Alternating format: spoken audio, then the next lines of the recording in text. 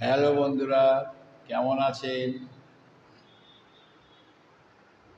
আপনাদের সঙ্গে easy astro tips থেকে আমি বিজয়। আজ আমি আপনাদের সাথে নক্ষত্র নিয়ে আলোচনা করব। কারণ জ্যোতিষশাস্ত্রে নক্ষত্রের একটি বিশেষ ভূমিকা থাকে।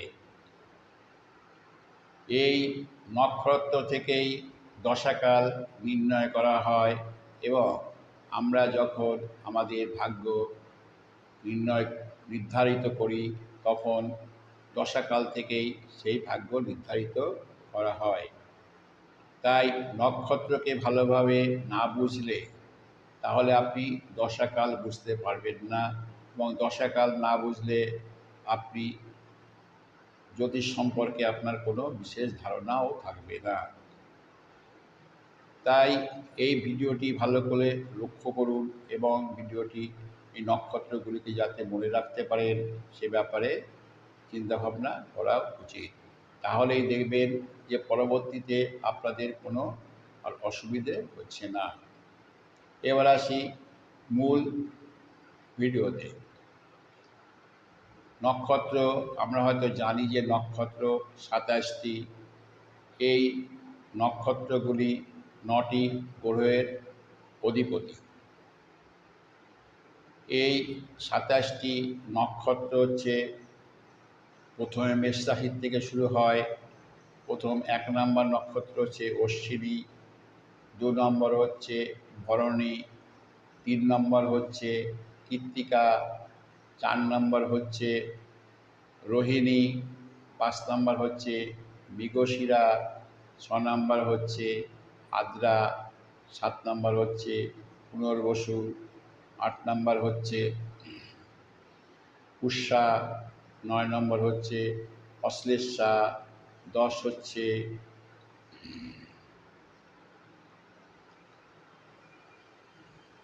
৯ নম্বর হচ্ছে অশ্লেষা, ১০ হচ্ছে মঘা, ১১ হচ্ছে পূর্ব ফাল্গুনী, ১২ হচ্ছে উত্তর ফাল্গুনী, ১৩ হচ্ছে হস্তা, ১৪ হচ্ছে চিত্রা, ১৫ হচ্ছে সাথী, ১৬ হচ্ছে বিশাখা, ১৭ হচ্ছে অনুরাধা, ১৮ হচ্ছে জ্যৈষ্ঠা, ১৯ হচ্ছে মূলা, ২০ হচ্ছে পূর্বাষাঢ়া, ২১ হচ্ছে উত্তরাষাঢ়া, ২২ হচ্ছে শ্রাবণা, ২৩ হচ্ছে ধনিষ্ঠা, ২৪ হচ্ছে শতভিষা, ২৫ হচ্ছে পূর্ব ভাদ্রপদ, ২৬ হচ্ছে উত্তর ভাদ্রপদ এবং শেষ নক্ষত্র হচ্ছে রেবতী।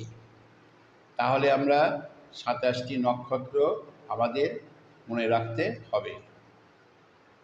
এই ২৭টি নক্ষত্র ৯টি গ্রহের ভেতর ভাগ হয়ে থাকে এবং প্রতিটি রাশিতে ৩টি করে নক্ষত্র থাকে, অর্থাৎ ৩ নং ২৭। এই ২৭টি নক্ষত্র ৯টি গ্রহের অধিপতি হয়ে থাকে। এবার আমরা পরবর্তী ভিডিওতে এই ২৭টি নক্ষত্র কোন কোন রাশির থেকে কোন কোন রাশিতে কীভাবে থাকে এবং কোন নক্ষত্রের কোন গ্রহের অধিপতি তা নিয়ে আমরা বিশদভাবে আলোচনা করব। কারণ আমি আপনাদের বলতে পারি যে এত ডিটেলস করে এর আগে কেউ কোনো ভিডিও আপনাদের কাছে দেয়নি।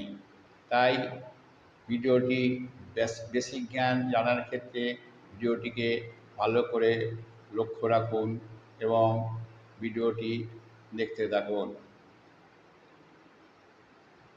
ভিডিওতে সাবস্ক্রাইব করবেন, তাহলে পরবর্তী ভিডিও আপলোড হওয়ার সাথে সাথেই আপনার কাছে পৌঁছে যাবে। ভিডিওতে লাইক করবেন এবং শেয়ার করতে ভুলবেন না। নিজে দেখবেন এবং বন্ধুদেরও দেখাবেন। ধন্যবাদ।